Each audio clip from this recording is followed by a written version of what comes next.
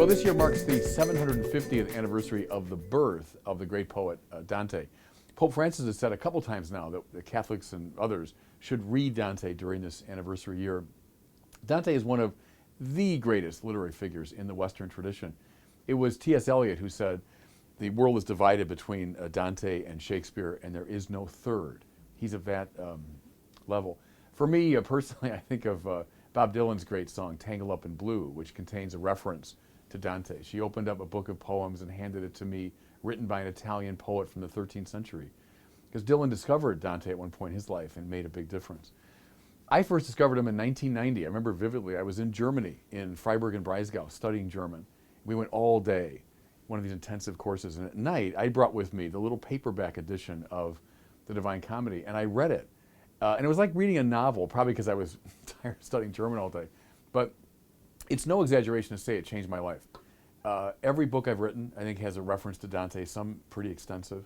Many, many talks and sermons that I've given have Dante references.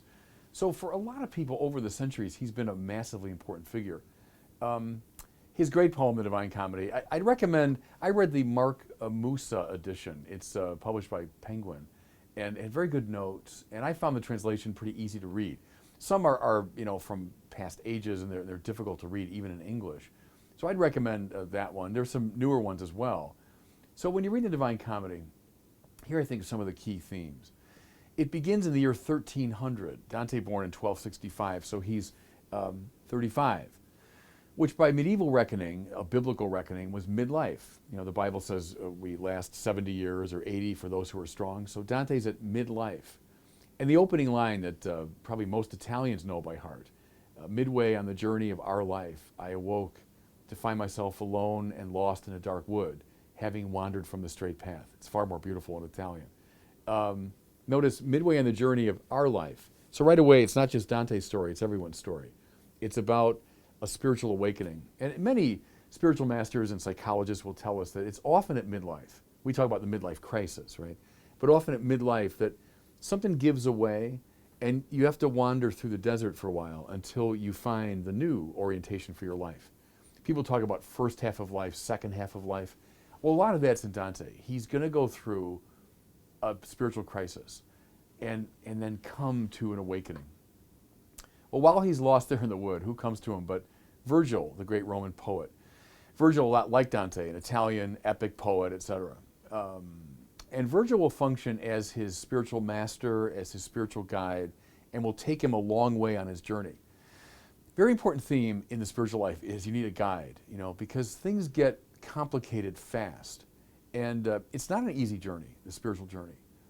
So, Teresa of Avila said if there's no one directing you on your retreat, the devil's directing you. There's a lot of truth to that. So Dante gets his spiritual master, his mystic guide. And what Virgil says to him basically is, I got good news and bad news. The good news is there's a way out of this crisis. The bad news is we have to go to hell. So there's a great spiritual principle, and a lot of people have recognized it in different forms, is the only way up is down. You have to go all the way down to investigate your own spiritual dysfunctions.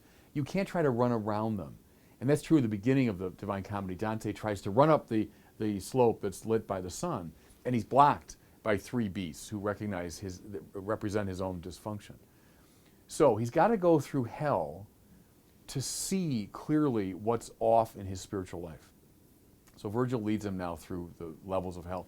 And hell in Dante is constructed like a great cone, like an inverted cone, that comes down, down, down, and gets narrower and narrower. It also gets colder and colder as you go down. Both symbols, of course, of having turned from God makes your life more and more constrained. I've used that phrase from Augustine, that to be in sin is to be incurvatus in se, is to be caved in around yourself. So you get narrower and narrower, and things get colder and colder, and I'll come back to that. But Dante is forced to look at the sufferings of the damned. Now that's not just some kind of voyeurism of, oh, look how they're suffering. It's to see his own dysfunction.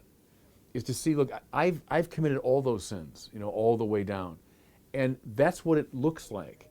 Those are the consequences of these bad moves. At certain points, Dante moves into he just faints away.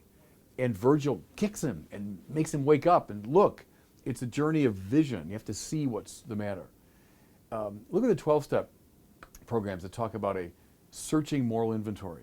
You know, you have to turn your life over to a higher power. Then you have to do a searching moral inventory of your whole life. Don't leave out anything. Go all the way down. That's what Dante has to do. When he gets to the bottom of hell, of course, he sees Satan. And Satan is a fallen angel, so he's a great, impressive figure. And he has wings, but now they become bat wings. And as they beat the air over the ice, they make the world around him colder. How like sin that is, isn't it? That when your own dysfunction is on display, it freezes people around you. It isolates them. More to it, he has three faces because every sinner is trying pathetically to imitate God. So we think we're God. I'm the center of the universe. So the three faces of Satan are that. In each mouth he chews a sinner, Cassius, Brutus, and Judas, the three great traitors. Interestingly, in Dante, lust is not the most serious sin. It's the least. It's at the top of hell, just as lust will be at the top of purgatory. The most serious sin is the most kind of spiritually refined. Not so much when the body overwhelms the soul. That happens, to everybody. But when the soul, turned in on itself in an icy self-regard, does something like betrayal. So in a very conscious, a very intellectually alert way, Brutus and Cassius betray Caesar, and Judas betrays Jesus. So those are the most serious sins for Dante. But they come up and they see him. They see him. They see the source of all suffering and all evil. And that's so important in your own spiritual journey, is that you go all the way down to find the source of everything that's off kilter in your soul. You look at it. As they come up to Satan, Satan does nothing. He's self-absorbed. Sin is just sad. By the way, from all six eyes he weeps, Dante tells us. So he's not a cool figure like Milton's Satan or like Al Pacino in that movie, The Devil's Advocate. He's not like that. He's just sad, pathetic, weeping. So they hop on his side and they make their way down the side of Satan. But then Dante imagines the world is round, which is interesting for a 13th century figure.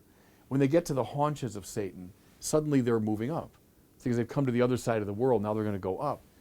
There's the principle. The only way up is down. You got to go all the way down, all the way through your dysfunction.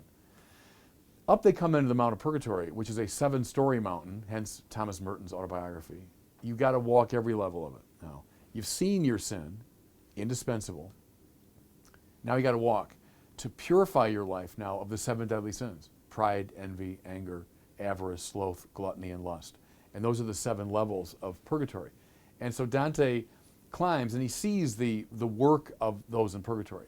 And the work is what they call enantiodromia, which means, or agere contra for Ignatius, it means to act against what you were doing. So the prideful who elevated themselves are pressed down by great boulders. The envious who looked out at the world around and resented, their eyelids are sewn shut, like a hunting bird, The slothful have to run like people in a gym. The lustful have to go through fire because they have to be purified.